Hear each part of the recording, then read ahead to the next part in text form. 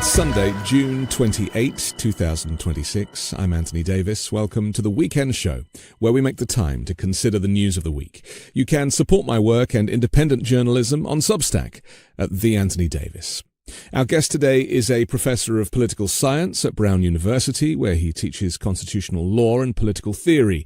He's co-host of the podcast The Oath and the Office, and is author of the book The Presidents and the People, 5 Leaders Who Threatened Democracy and the Citizens Who Fought to Defend It.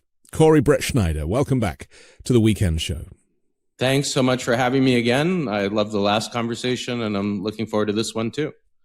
Likewise, Corey. Things have changed quite a bit since we last spoke, and it does seem, last time I think we spoke a little bit about a constitutional crisis.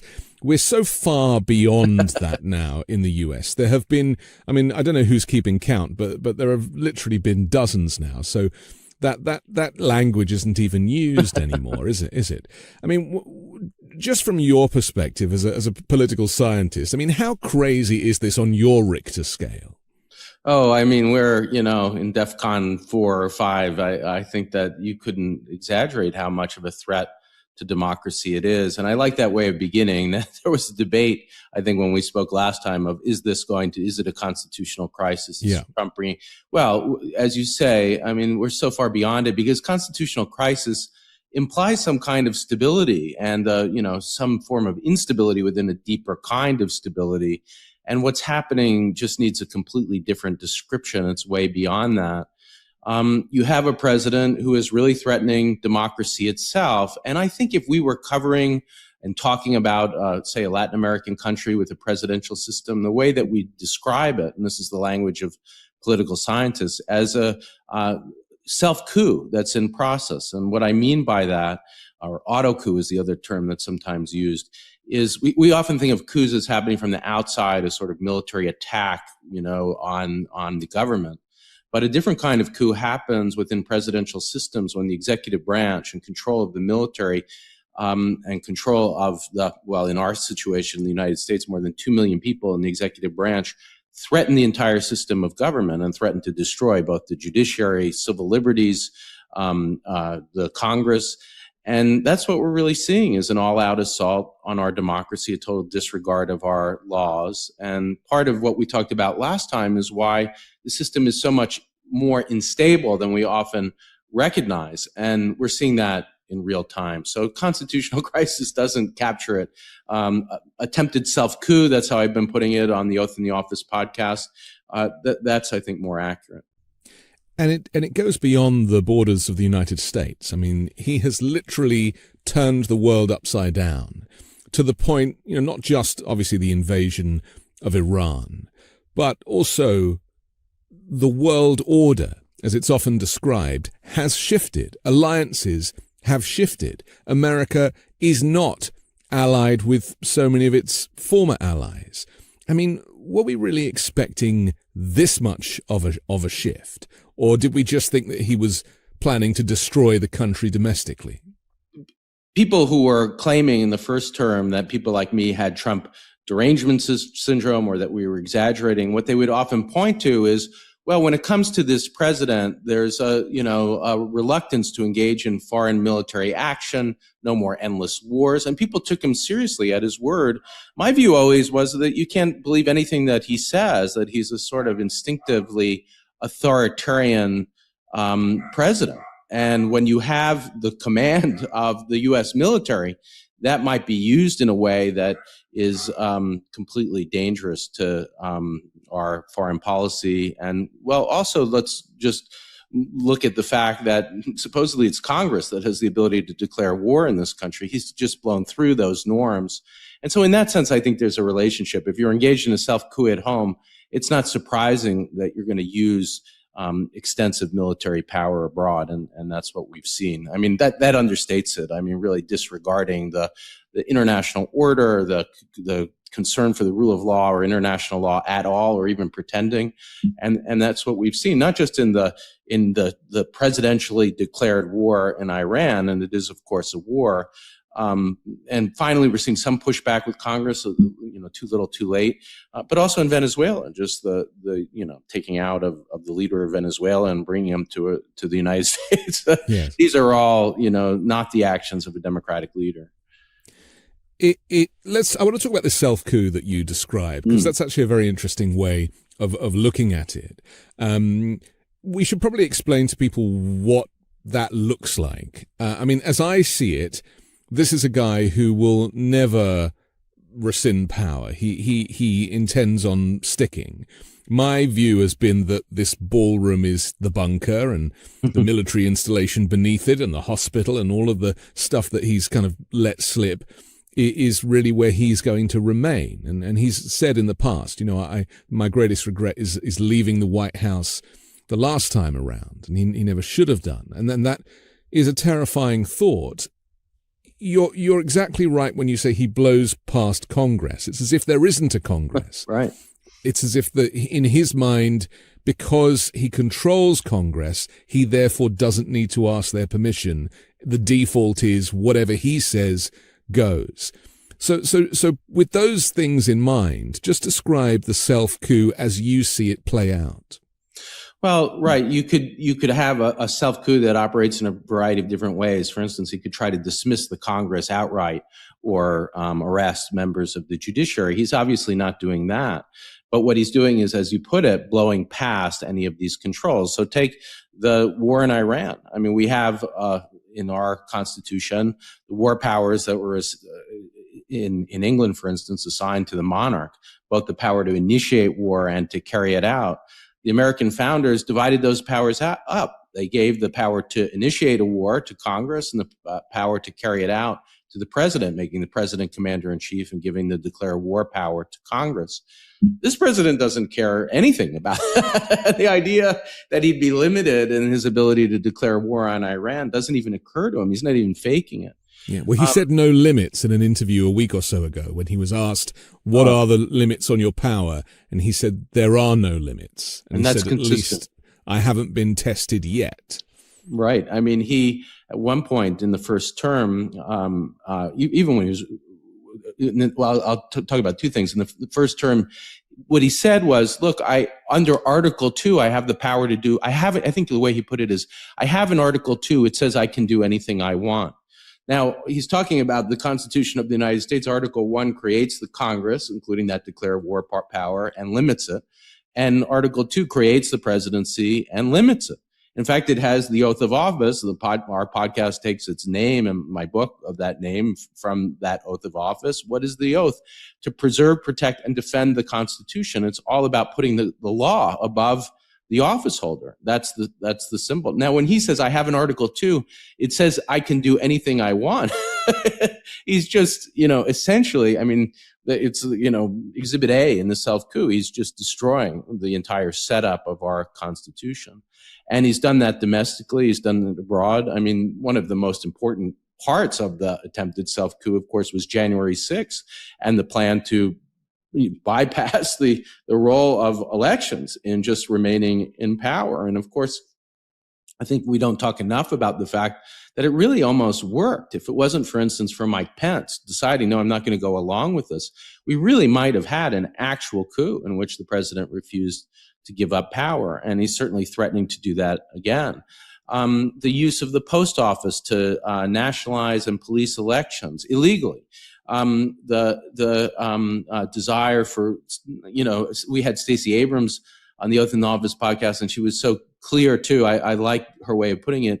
We shouldn't call it voter ID laws that they're trying to, it's specific IDs that they're looking for that Democratic voters have. Yeah. And so, you combine any one of these stories it would look like silly to say this is a self-coup, but if you combine them all, the shutdown of free speech, of the indictment of James Comey for 8647, the attempted prosecution of Letitia James. When you add it all up, the shutdown of dissent, the attempt to steal elections, the disregard for any limits on presidential power, including in foreign policy, that's where you get this framework that I'm defending, that he really is trying to use the power of the executive branch to destroy democracy. And one thing, I as he was running again, and we were facing the fact that he might come back, I was accused, actually in Rhode Island, by a local member of the legislature of exaggerating. Lots of people say these things, that was her point. But this is the presidency. It is not, he's not running for state assembly or for, controller of New York. This is the command and control of the executive branch. Again, without the military, more than 2 million people, the massive power of the American military.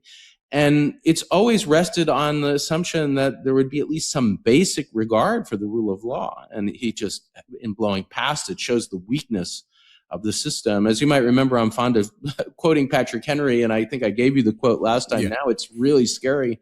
But he, of course, the revolutionary hero, Patrick Henry, well, you'll hear a lot about him as we get closer to July 4th.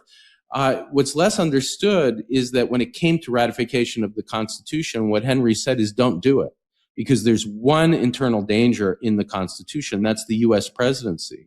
And people like Madison and Hamilton, they're giving us this fantasy where the checks and balances of the courts and the Congress will check, any president.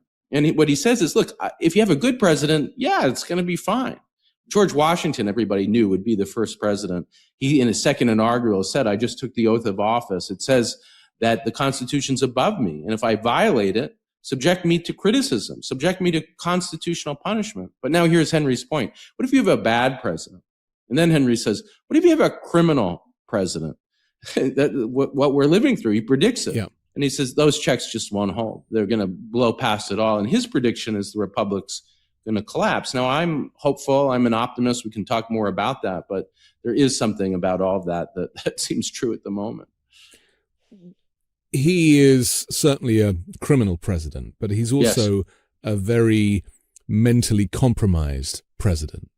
And that sits in multiple lanes. There's the dementia lane, there's the narcissism lane, there's the old age lane. And so I guess we're all kind of waiting for one of these to take hold before he does any more damage. But, there is a difference between, say, Nixon, for example, who was really the last big scandal, if you leave Monica Lewinsky out of the equation. J.D. Vance said the other day that if the Watergate was a story now, it would last 12 hours in the news cycle. and I mean, he does have a point, doesn't he? I mean, this has blown through Watergate to the point that every single day, and I'm sure you're the same as me, I dread picking my phone up in the morning to see what we are waking up to. And this is very problematic because certainly the founders and the framers could not have imagined a human being so completely flawed as Donald Trump. Well, there are differences between Watergate and now. The Nixon, for all his flaws, was a lawyer. He was thoughtful. He would never have, he did say when the president does it, it's not illegal, and he had a thought out view of why that was. Yeah. But he did resign when he was. He did resign, right. Yeah, and and Watergate itself certainly doesn't look as serious as a lot of the scandals that we're facing now. But now here's my different take on it. I think as we get into this crisis of this presidency, and as I look in depth at Nixon, both in my book, The Presidents and the People, and also in research that I'm doing now. So much of Nixon's crimes, and this is, I think, the most important difference, were done in secret. And he was good at covering them up. And he was not embarrassed, actually, for reasons I'll say, but he was savvy enough to not share them with all of us. Trump's idea is totally different. He'll do it in public. He doesn't care. He doesn't have any shame. And he thinks Nixon's problem was not being bold enough, resigning and not just going for it. Yeah. But when you really look at what Nixon did, it foreshadowed so much of it. So much that I think that the fact that we pardoned Nixon, that Ford pardoned Nixon, and hid so many of the crimes beyond Watergate, the much more serious crimes, that helped to set up this current moment where we kept trusting in a president. And I think what it would have done if we would have had an actual prosecution of Nixon, as I show in the book, the members of the grand jury who were looking into his various crimes actually voted in a straw poll to indict him.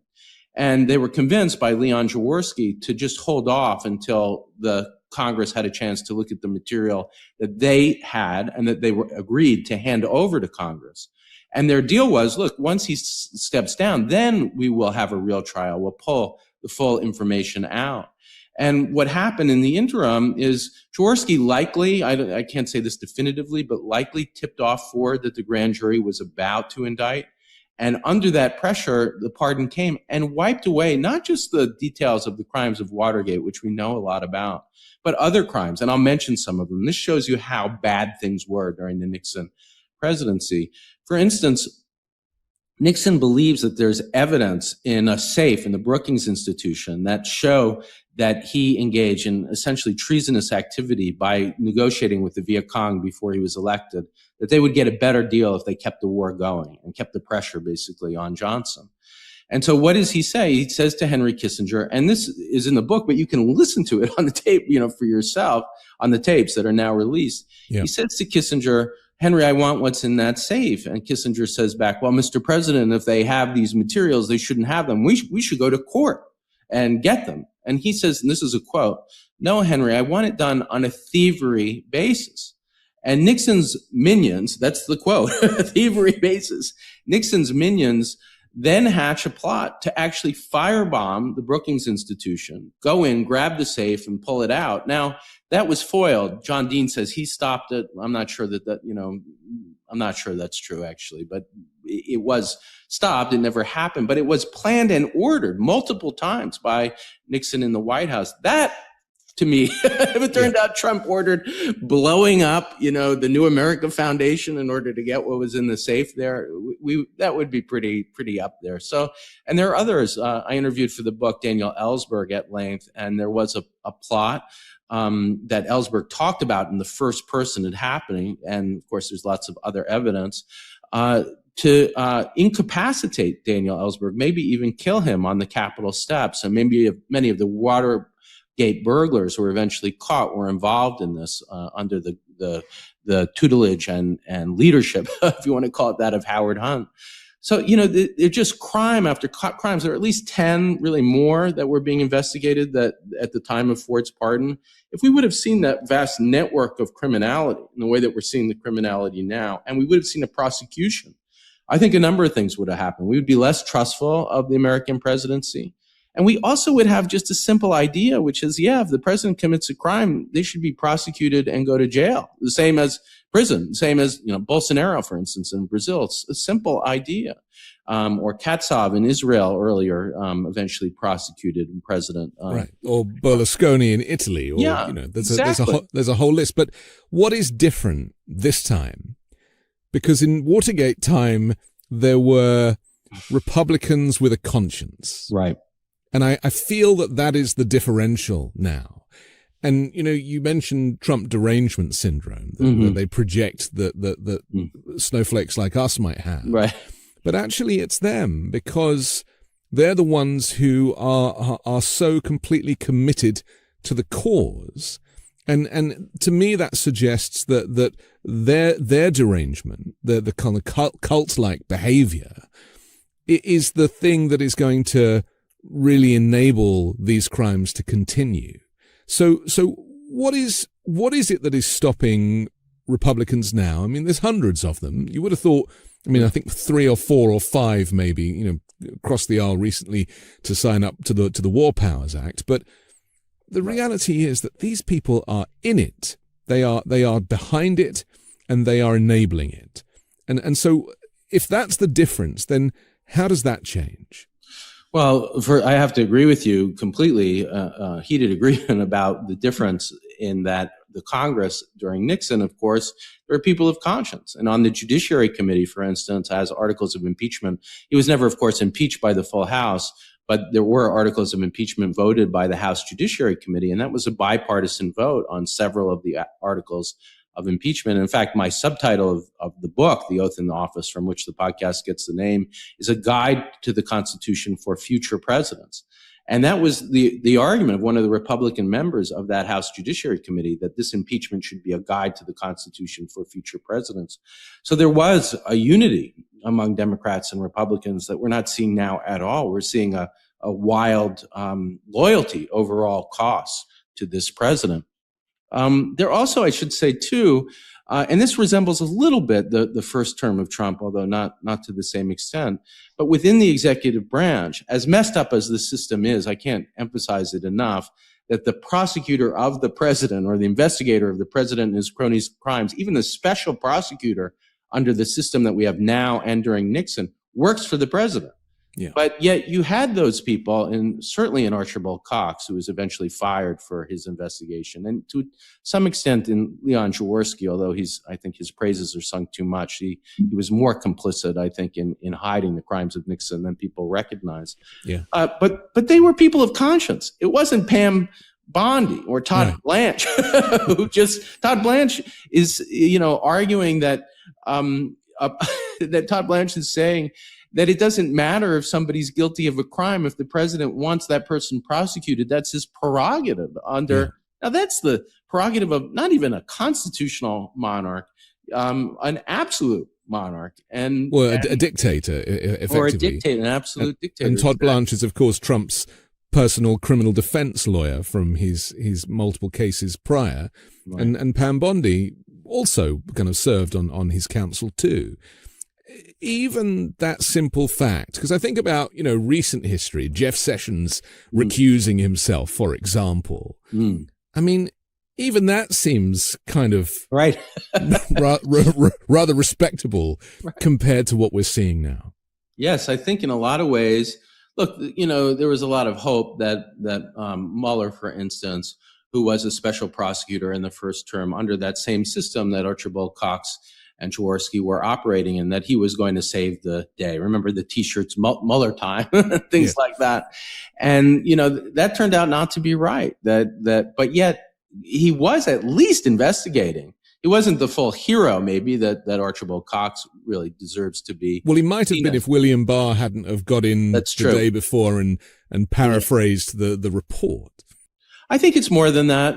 He says, for instance, in part 2 of the Mueller report, that Trump makes the case anyway that Trump's guilty of 10 crimes of obstruction of justice. And then he defers to the Department of Justice memos saying sitting presidents are immune from prosecution. Now, he didn't need to do that. That was a very cautious, conservative move. I had Glenn Kirshner on my podcast talking about it. He worked with Mueller for a long time. And he described him as a person of virtue of the kind that we're talking about, but he believed the system would work, it sounds like. He thought that Congress, as we were talking about with Nixon, that it would play that role. So, we even then in the first term weren't at the level of integrity, let's call it, of members of Congress and independence within the Department of Justice as well, that we saw especially in the special prosecutor's office. But no question, compared to what we're seeing now, that's another world. They were much more, they weren't at a 10 in terms of virtue, but maybe they're at a 4 or 5. And now we're at a, 0. I mean, isn't there a theme here? Yeah. That Robert Mueller thought the guardrails would hold. Yep. And that there have been multiple people in this list, Merrick Garland probably the most recent, where he kind of relied on the guardrails holding and didn't actually step up and take that responsibility. And you could even argue that Joe Biden, during his recent 4 years, could have done the same, could have gone, Trump is a criminal and I don't care what it looks like, I'm going to deal with it appropriately. There's no question, it's so important as we look to the future, not just to get rid of Trump, but to ensure that what the next presidency is about is not just putting the guardrails back, but putting them back with fasteners. We really need to reinforce all of this to see how vulnerable our democracy is. And there are ways of doing that short of constitutional amendments through ordinary legislation. So I'll just mention a couple of ideas that I was pushing during the Biden term, which fell on deaf ears. And, on one occasion, I got to speak to people who were close to Biden, but there just was no interest in doing what I was advocating. And so I'll just say what the two simple things are.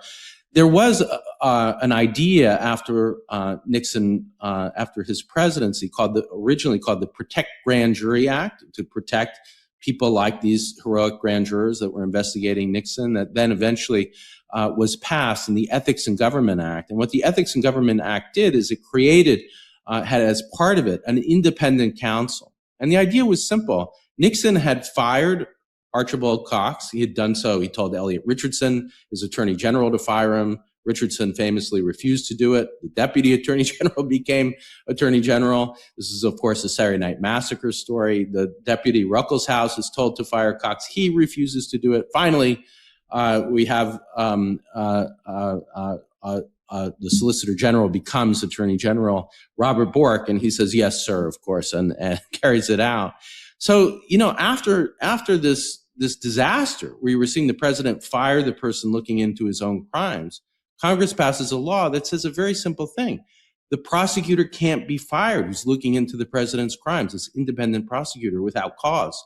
So we could have done that during Biden. The last independent prosecutor was Ken Starr. And I think Democrats and Republicans, because of Starr, because of Cox, all turned against it and started to believe in the executive branch, that investigation of the executive branch was a terrible thing. Well, I don't see how we can believe that anymore. We need an independent prosecutor that can look into these crimes, that can prosecute a president. Pardon reform. I mean, pardoning Hunter Biden, I understand there's a personal story in all of this, but the pardon power shouldn't be used by a president to pardon close allies, co-conspirators, family members. It has to be other regarding. In the same way, you can't have a self-pardon. You shouldn't be able to pardon your close associates. And yet, that couldn't be further from the agenda. Well, we've got all this to come, haven't we? I mean, this is going to be the tail end of Trump's presidency, if it ever ends, will be mass pardons. And he's kind of admitted that that's pretty much the case. We have to take a quick break, but I want to come back and talk about the human cost of this, because would you agree that the difference with Watergate was that the people weren't affected in the same way that the people are affected now? People being abducted off the streets, people being arrested, criminalized potentially for dipping their hand in the reflecting pool, and then immigration, which we'll talk about also. Is that to me, that is what is different this time around. Everyone is feeling a great sense of anxiety that I don't know that they necessarily felt during the Watergate scandal. I have to think about it. I mean, in some ways, I want to agree with you, because certainly the forms of destruction of democracy that we're seeing now domestically didn't seem to be occurring in the same way and as openly. So, for instance, the wholesale revocation, and I think Nixon wouldn't have done this, of habeas corpus when it comes to members of so-called enemy nations, and using a law, the 1798 Enemy Aliens Act, which was designed by John Adams, who himself was in the midst of it, didn't believe in democracy, and also was attacking it. We can talk about that. Yeah, that is very different from what Nixon was up to. But, and here's my maybe slight pushback, that moment where Nixon says, when the president does it, it's not illegal, it's often framed as a you can't handle the truth, few good men, Jack Nicholson kind of moment. And that's really not what happened. I mean, when you watch the full interview and when you read Nixon's accounts and you see his letters and the correspondence, and he says this actually earlier in the interview, he had a thought out constitutional theory for why he could say to Henry Kissinger, I want it done on a thievery basis. And what it was he believed that America was in a civil war, and that Daniel Ellsberg was one of the leaders of the opposition in this war, of this insurrection. And that just as Lincoln had engaged in criminal activity to shut down his opponent, to shut down insurrection, he could do the same when it came to his opponents. So when you combine that too with the toll of the Vietnam War, the draft, the abuses that were going on in Vietnam, that they were covering up, the My Lai massacre most famously, but also other massacres that were happening that the administration was well aware of. In fact, one of the things I'm finding now in my research is that they had a clue that Ellsberg, who had been in Vietnam, was discovering about the extent of civilian massacres that were occurring there. So it's very destructive. And you're seeing, I think, too, in Nixon, the famous thesis of Arthur Schlesinger and Ellsberg himself, actually, who I think is sort of an equal creator of the idea of an imperial presidency, is that this massive foreign policy power and the kind of unlimited constitutional power that presidents are often thought to have in war, leave aside the question of declaring war, can't but come home. And so you see that in Nixon, and you see that to some extent here. Maybe Trump needs a war to justify this. Domestic. Sorry? Trump needs a war to justify quite a lot of his behavior. Yeah. And so maybe he doesn't want the war in Iran to end. And, we'll look at that in just a moment. We'll take a quick break and we'll do more in just a second here on The Weekend Show. Starting something new isn't just hard, it can be downright terrifying. I remember when I first started my podcast, the doubts were non-stop. What if nobody listens? What if I fail? What if I put in all this work and nothing comes from it? But looking back, taking that leap was one of the best decisions I've ever made. And when you're building something from the ground up, having the right tools can make all the difference. And that's why I love Shopify. Shopify is the commerce platform behind millions of businesses around the world, helping everyone from established brands to entrepreneurs who are just getting started. If you've got an idea, Shopify makes it easy to bring it to life with hundreds of ready-to-use store templates that match your brand's style. Need help creating content? Shopify's AI tools can write product descriptions, create page headlines, and even enhance your product photography. And what if people haven't heard your brand yet? Well, Shopify helps you reach customers with easy-to-run email and social media campaigns. Plus, everything from inventory and payments to analytics lives in one place, making it easier to run your business. It's time to turn those what-ifs into with Shopify today. Sign up for your $1 per month trial at shopify.com/weekend. Go to shopify.com/weekend. That's shopify.com/weekend. We're back on The Weekend Show with Corey Brettschneider. I'm Anthony Davis. Before the break, Corey, we were kind of looking conceptually at why Donald Trump maybe needs a war. The War Powers Act has finally passed, but it doesn't seem like it's going to do anything to kind of curb his excesses. And you could also argue that there are a few Republicans now who are finding the strength to stand up to him, because they recognize that the country is in the pits and the world there is a kind of knock-on effect around the world. And in fact, just a couple of days ago, Trump announced that he wants to bring tariffs back, 100% tariffs, contrary to what the Supreme Court said about his tariff plan being illegal. So he is definitely cutting through any protocols, rules, laws, and regulations. But maybe we should just talk to this idea that he needs a war because that will maybe enable him to cancel elections or void elections or use the war as an excuse. Because, I'll never forget the time he sat with Volodymyr Zelensky in the Oval Office and discovered that Ukraine didn't need to hold elections because a war was underway, and you saw his little light bulb go off. Right. And that really stuck with me. Yeah, it's very interesting. I mean, the first point, of course, is the War Powers Act is a nice way, too, of capturing so much of what we're talking about, because it's passed at the end of Nixon's term in order to curb the imperial presidency. And it becomes part of a package of ways of pushing back against unlimited abuse of presidential power domestically. And then, of course, also that War Powers Act is about limiting the president's power abroad. So it's really, really on point. I guess one thing, as we were talking about this, I think in many ways it is a closer analogy. The instinct of people is to say it's so much worse, but that also robs us of the chance to see how much what we're talking about is structural and does relate to the Nixon administration. So as we were talking about it, and I was listening to you and about Trump's attraction to seeing how good war is for him.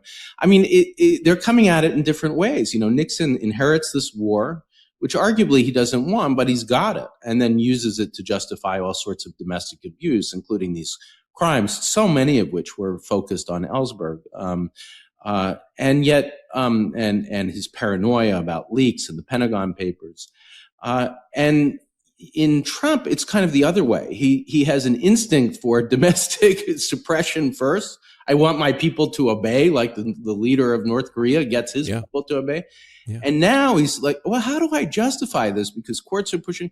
Wow, the more I use this, he's learning in real time about all of the pitfalls of our Constitution. The more I use this international war power, the commander-in-chief power, wow, that might be a good way to do it. Nixon almost like knew about it instinctively. He knew history. He compared himself all the time. Well, he could read. He could read. He was literate. And Trump is more, it's not that he's certainly not literate. He doesn't read. He doesn't know history, but he learns about stuff in real time. And that description of the Zelensky moment is like, wow, this could really help me, this war thing, in my appetite for authoritarianism.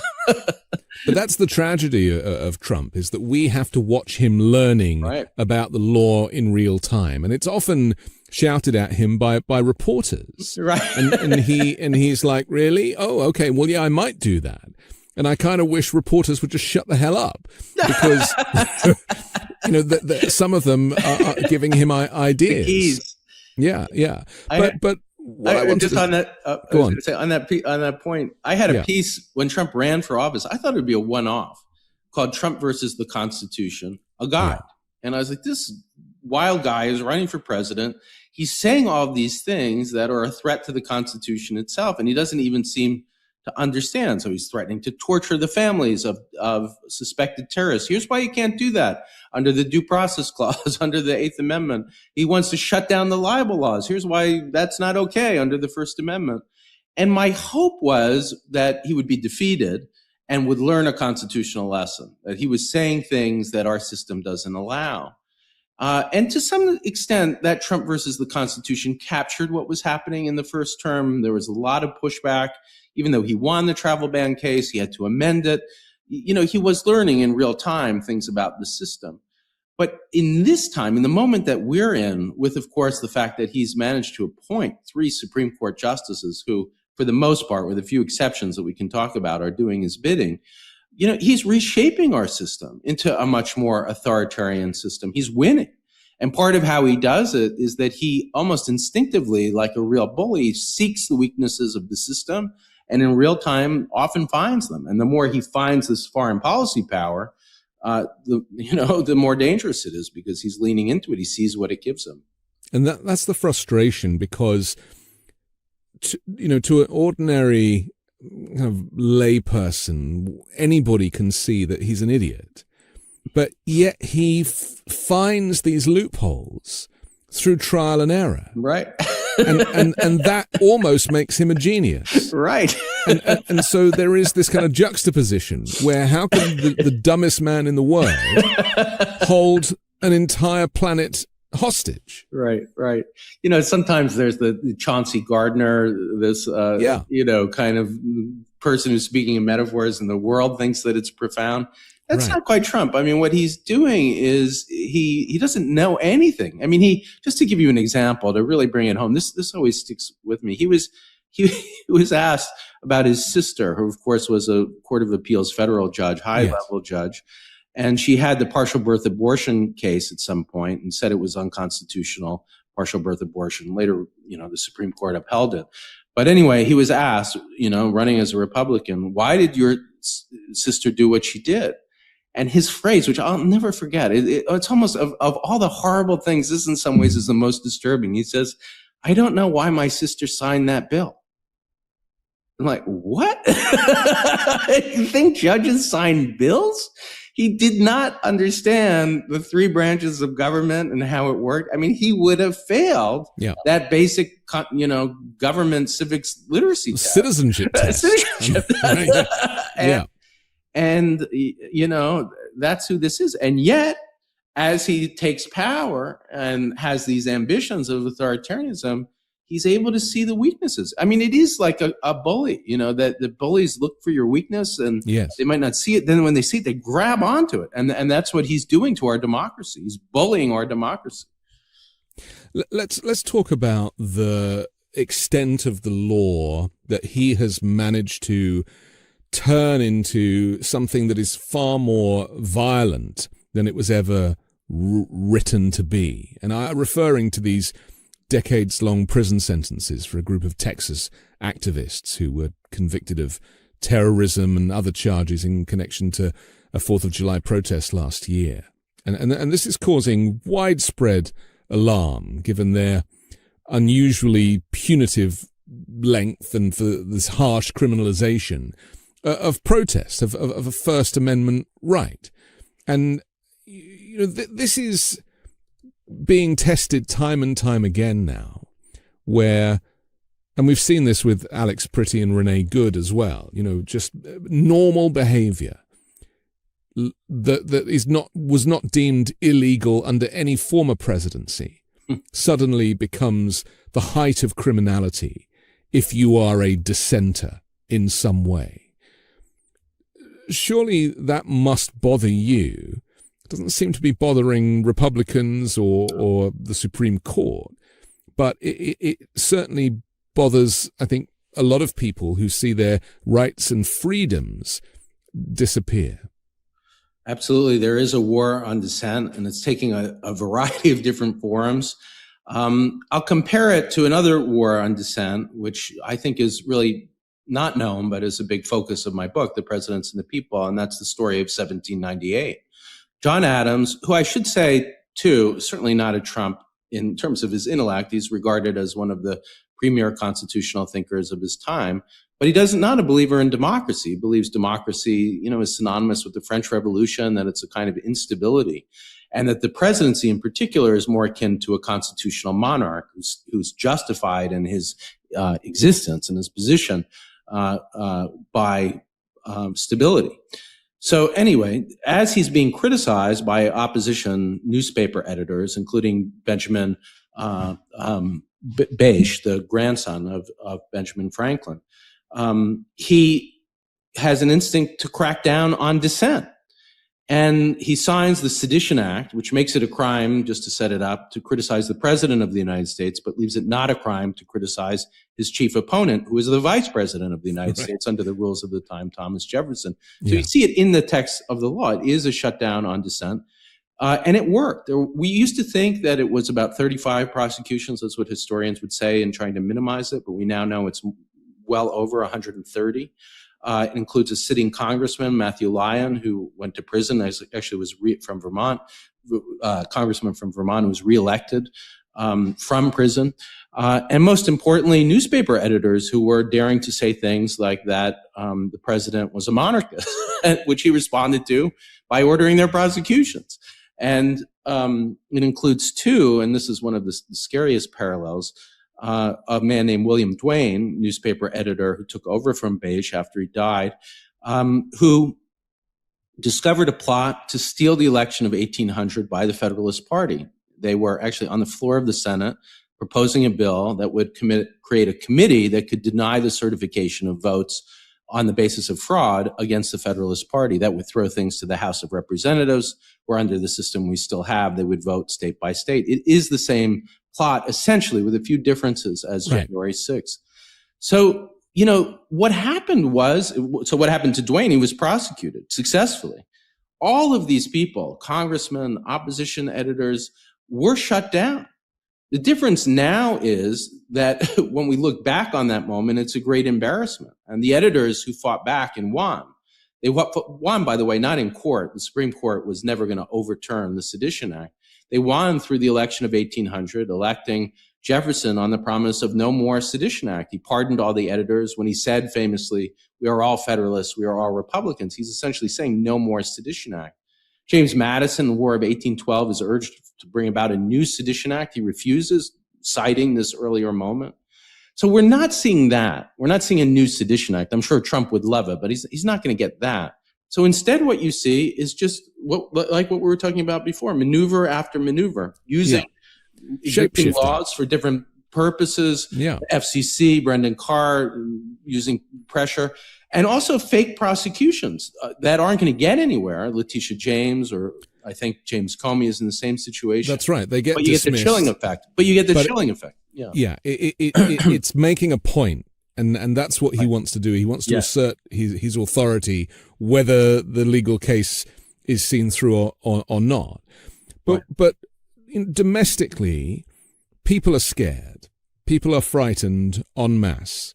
because, it was at the beginning of this presidency the immigrants that were getting all the heat. And then all of a sudden, American citizens are fair game too. Right.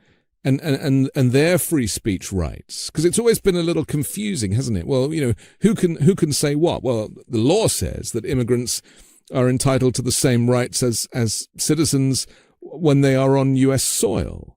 Correct me if I'm wrong, but that has been completely thrown out under this administration. And then the ruling that came on Thursday, a pair of rulings actually, with the Supreme Court allowing Trump effectively to end humanitarian protections that have granted people from Haiti and Syria the right to live and work legally in the U.S. for more than a decade. And then effectively, I think on Tuesday, the court granted border officials broad discretion to deport lawful permanent residents or green card holders.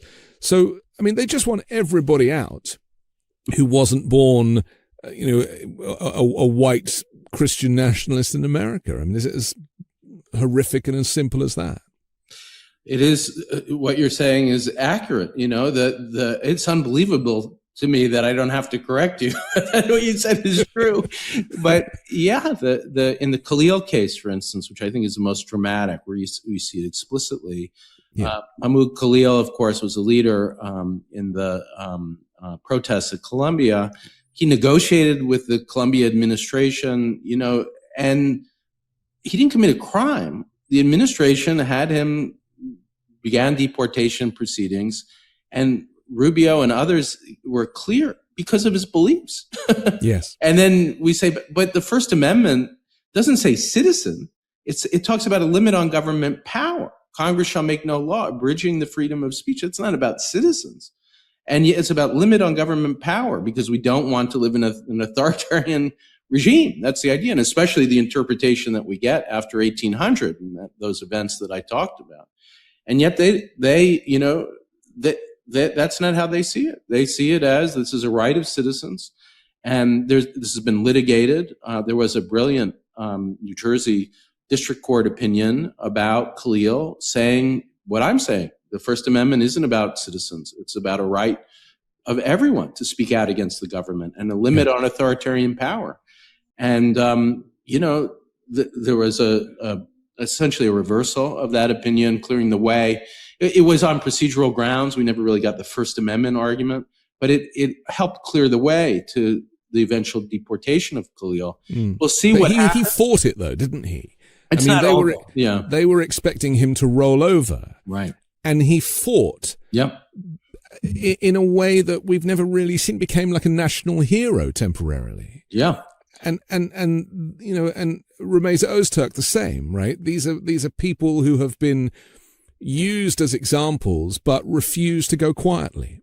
That's right. And that's really what you need. We've been talking about a lot of worrying things, but let's get some hope in here. In each of these moments, you would hope it'd be the Supreme Court comes in and say, you can't do that. You can't do that. That's not what's happening now. And that's what's never happened in these past crises of democracy. Samuel Chase, a sitting Supreme Court justice, lobbied for the Sedition Act. He sat on the trial of one of the editors to make sure he couldn't even raise the issue of free speech and that he was convicted. And yet people stood up. These editors didn't give up. They used their own trials as a way of putting John Adams on trial. They spread the word about Adams' authoritarianism. They were heroic at cost to themselves.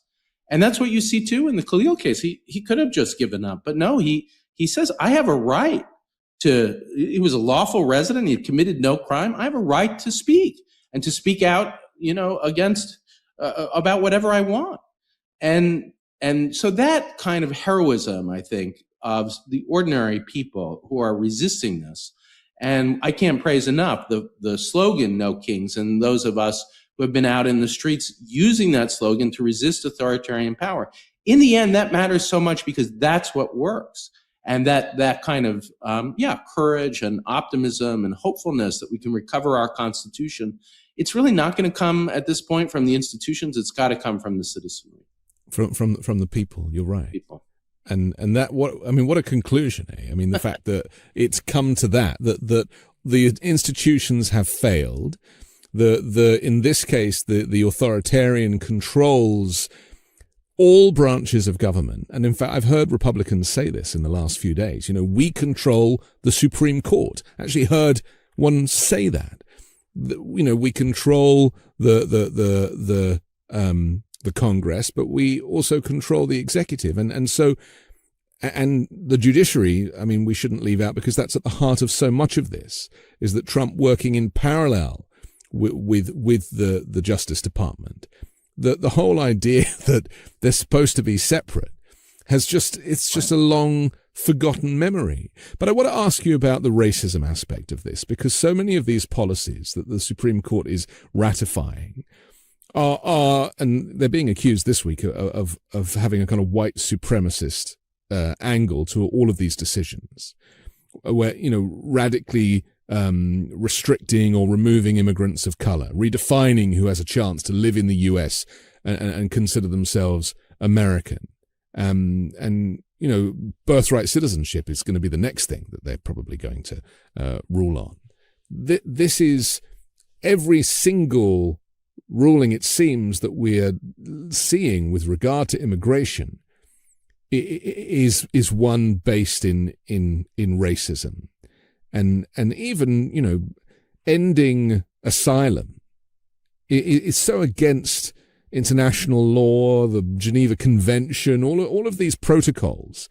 The US has effectively withdrawn itself from any of these international agreements and is going to be seen, if it isn't already, as a completely isolationist entity with no friends, only the friendships with former foes are being formed by this government.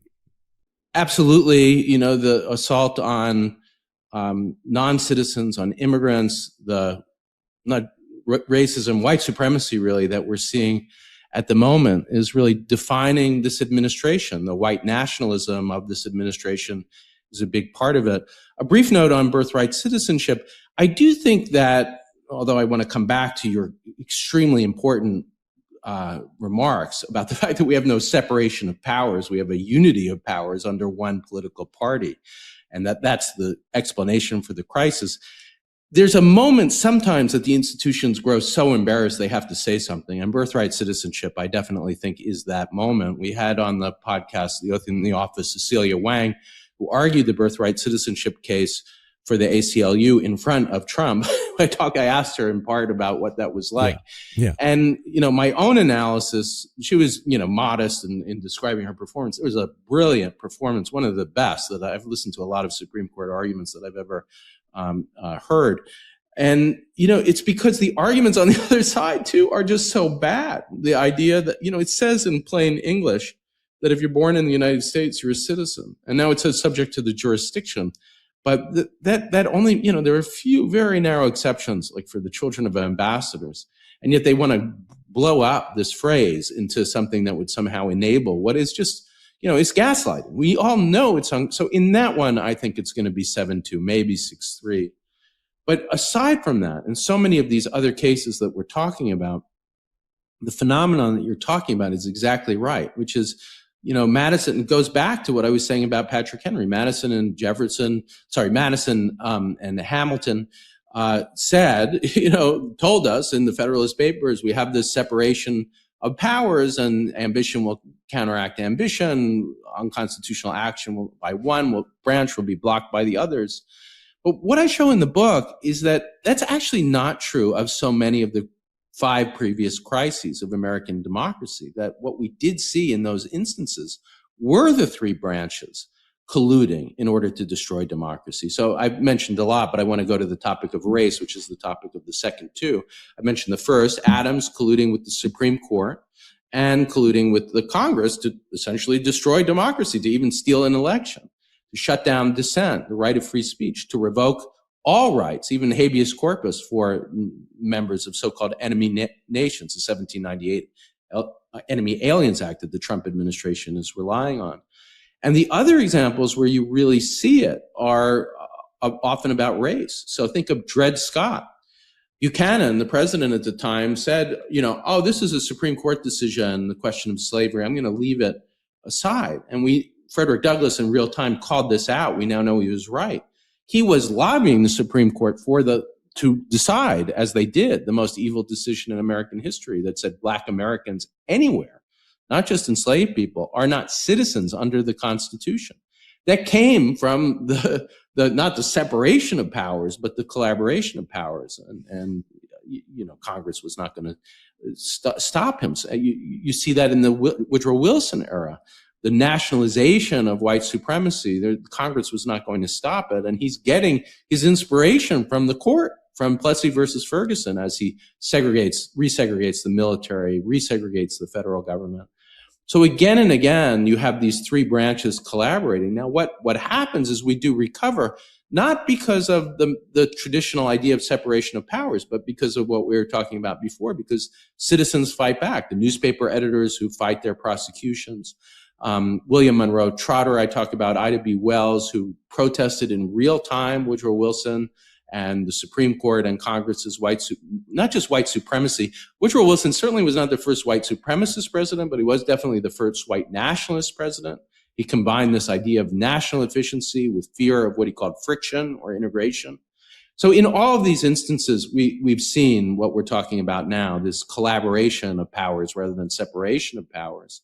And yet we did prevail. That's the hopeful part that I want people to hang on to. But it did take over 100 years. I mean, really, we talk about the reflecting pool now for other reasons, but that was really the scene of Martin Luther King Jr.'s, change-making speech. And really that's where, it all, I'd like to think, came together. But that now is being undone, as monuments are being removed, and then history of slavery is being removed, although the courts have been pushing back on that stuff. But we are seeing, and maybe we just need to accept that this is America. I mean, the racism is just baked in. It's baked into the Constitution. It's baked into the Federalist Papers. It was all about white men asserting their authority, and should we just not be surprised when a white supremacist like Trump and this Supreme Court just try and put things back on track for themselves? Well, I put it a little differently. I mean, first of all, I wouldn't say it was 100 years, because what we always have in these instances are extreme crises of white supremacy, the Dred Scott case and the collusion with Buchanan. But we also have pushback. And my guide in the book and kind of, the true founder, I say, of American democracy, the citizen of citizens, is Frederick Douglass. And his answer, I'll just give his answer to what you said. He was responding to people like Lloyd Garrison, who said this entire system is just filled with white supremacy and is so corrupt it can't be saved. And Douglass saw it a different way. He said, no, if you read the Constitution, it has promises in it. It doesn't say, as they considered, we the white people in the preamble. It says, we the people. There is a ban on the corruption of blood, that you can inherit the crimes of parents in the next generation. If you see it as a principle, he said, what is that but an anti-slavery principle? And then in the most famous argument, really you're so used to hearing it, especially now, but it really is Douglass's argument, is he said the Declaration is universal in its demand of equality. And you have to use that as the lens to read the entire Constitution. Now, that was seen as a kind of quirky minority view, but it did win out. And there was a recovery that in the 19th century, not just he prevails to some degree on Lincoln, but it's really in the Grant administration, the creation of the Department of Justice, the prosecution of more than 1,000 white terrorists throughout the country, the passage of the Reconstruction Amendments, the 13th Amendment ending slavery, 14th guaranteeing birthright citizenship and equal protection, the 15th Amendment, a right to vote, and most importantly, giving Congress a new power to enforce it through the enforcement acts.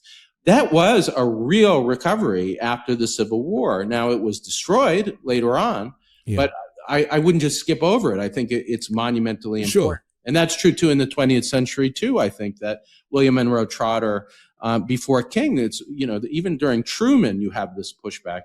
So I'm not surprised by white supremacy. It is definitely a sad part, anti-constitutional, authoritarian part of our history. But for me, the true democratic constitution is defended by those who push back. And that's important because it is the tool that we use, I think, to push back on white supremacy. The Constitution is on our side on this issue. But if you have white supremacist Supreme Court judges, Mm-hmm. and I include Clarence Thomas in this, ironically, that interpretation does seem to have changed in recent years. And there was a lot of criticism of the asylum case where they interpreted what that meant.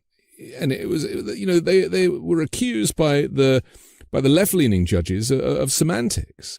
And yet the interpretation through the lens of people who are racist is going to be we the people means the white people. Yeah.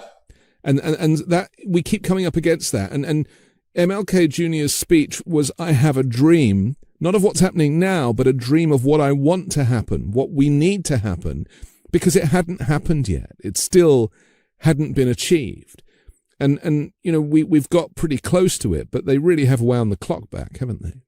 Yeah, and I think that's, I don't want to give a rosy view of American history like everything was great before Trump. The point of the book is we've always faced these kinds of crises of authoritarianism, and that's taken the form of the shutdown of the right to dissent in 1798, but it also has often taken the form of white supremacy, the Buchanan, Dred Scott story, the story of Andrew Johnson, who we haven't talked about, who tried to bring second-class, really slavery back under a different name after the Civil War, the story of Woodrow Wilson, the nationalization of white supremacy. That is certainly a through line, white supremacy of American history. But I guess when it comes to, and it's also true that, these people weren't slouches when it came to the Constitution. As I said, two of the presidents that I mentioned were premier constitutional thinkers. Woodrow Wilson was an extreme white nationalist, and John Adams, a monarchist. So authoritarianism can claim the Constitution at different periods of time. And the court often is authoritarian in its interpretation of the Constitution, including now. And the theory of the unitary executive, we could do a whole show about that. One but the example. court is packed now, purposely packed. Right. And Trump has the opportunity to pack it some more, Right. and maybe will do, knowing his character. But I guess the point I was trying to come back to is, the fact that we're in heated agreement about all of that doesn't mean that the Constitution itself is what they say. And I think the right understanding of the Constitution is not. And it was important to me to come back to Martin Luther King Jr., where I talk a lot in the book when it comes to the recovery from Wilson. And as you say, that's a huge part of the recovery. I talk about, and I was able through the long correspondence with the King Archives to get the documents on this. He begins, as a theologian. This is an aside, but my wife's grandfather was a close collaborator of his. He was a Christian theologian, and so was King. And they had a way of talking about theology and natural law and Aquinas, and he's using that in public debates. And there's a kid named Hereford who writes to him, college student. And he's like, I don't really think this is resonating with people, this abstract theology stuff. Talk about the Constitution. Yeah. Talk about the anti-tyranny principle of the Constitution, and talk about white supremacy as a tyranny. And what I got and quote from is this correspondence. And you start to see that in King. He never abandons the theology, but he's using the language of the Constitution. His last speech, actually, which to my mind, having it in my mind brings chills, is about, he's at a protest on behalf of sanitation workers, famously before he's murdered. And the speech that he gives at this event is about somewhere I read about the freedom of speech. Somewhere I read about the freedom of assembly. He's talking about the Constitution with this refrain, somewhere I read, meaning the Constitution is where he read it. And that's part of what he's doing. Letter from a Birmingham jail. He's invoking this anti-tyranny principle in his speeches, going back to the founding, that the Declaration is against foreign tyranny. We need to be about opposing tyranny at home. So he's doing what Douglas did. Douglas did it originally, and most famously taught us how to read the Constitution as moral principle.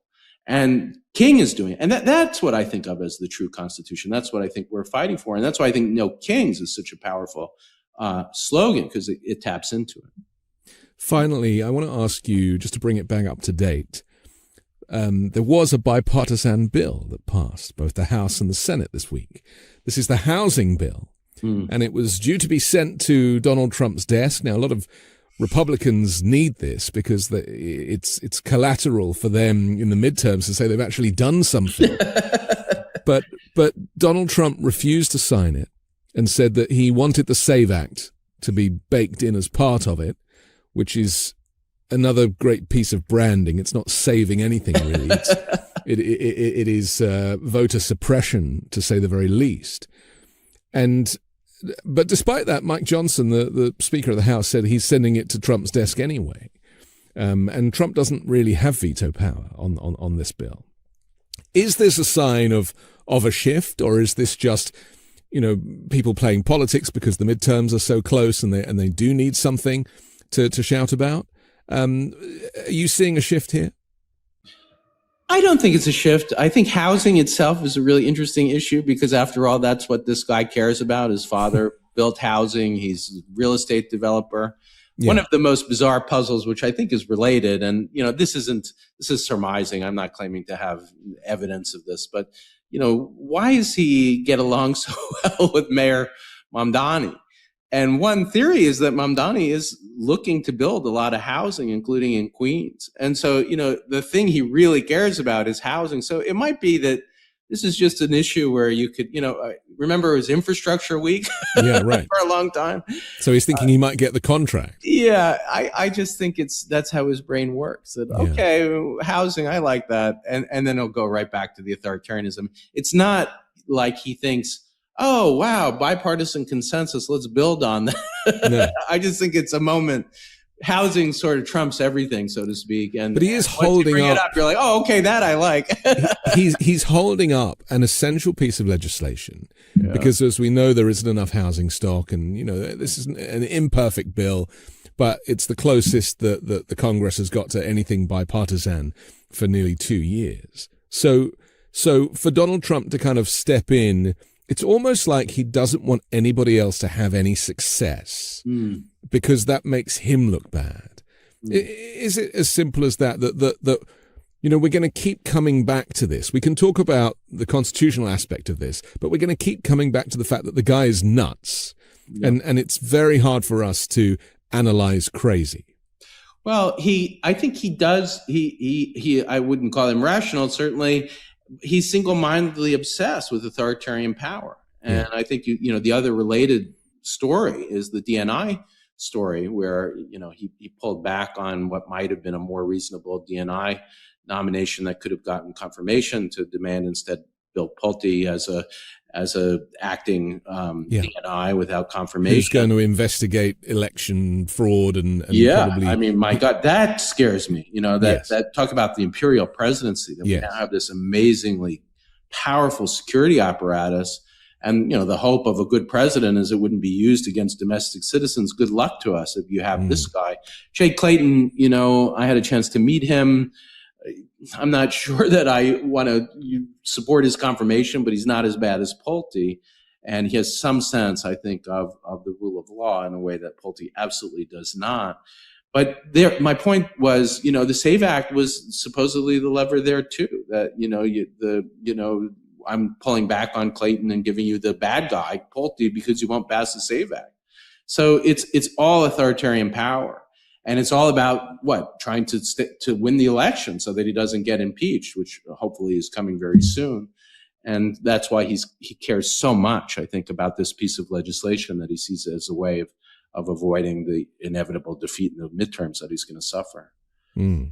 Well, I'm not one for predictions, but I'm not so sure about that. I still think that it's not a clear-cut race in any way. And I think we should probably, and I'm sure you'd agree with this, that I don't hear enough talk about encouraging people to vote. Whoever they vote for is not our business. But turnout is terribly bad. 50, 60% if you're lucky. I mean, even in these primaries, there wasn't, in my opinion, enough of a turnout to make the point that people are genuinely worried about the collapse of the republic. It is sad, but I will hang on to the hope that in Hungary, massive turnout resulted in the removal of what we thought was a long-term dictator. And we could do it here too. But as you say, we'll keep sounding the alarm bells. And I mean, the worry is they're hearing it from us so much. This is a threat to democracy. This is authoritarian.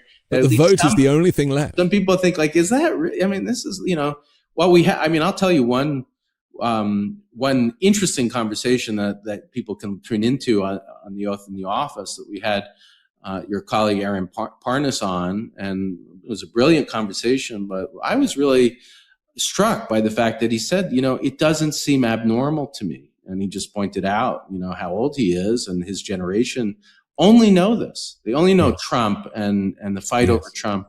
And so it seems normal to them. And how we translate the fact that, yes, this is all into the fact that it is a true threat to democracy, it's a real challenge. I mean, we're trying to do it every week, you and I, and on your show, on Midas, on the Oath in the Office, and on Parnas's show. But I don't know. It's a challenge, to say the least. Right.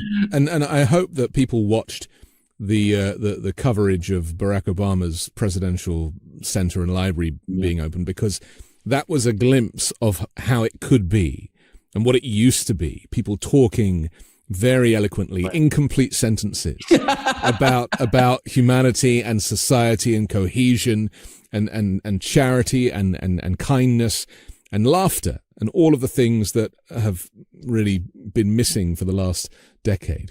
Okay. Well, I have to give you a compliment, because, I really feel on this show and this amazing discussion that that's what you're all about, about rationality, back and forth, not screaming, not banging, just trying to analyze and think through together the moment. And it really is what we're seeing in an attack on rationality. That is what Trump is all about, an appeal to authoritarian emotion.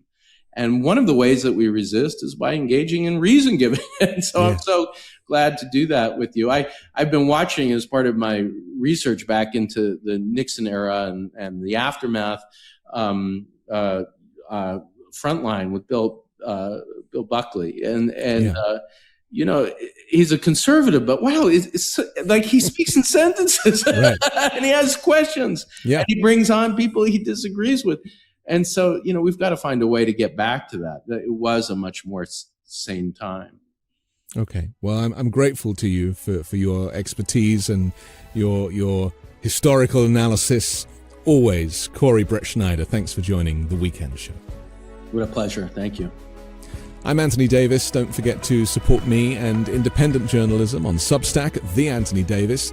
And I'll come back next Sunday with a brand new special guest and more factual news to discuss on the 5 Minute News Weekend Show with Midas Touch.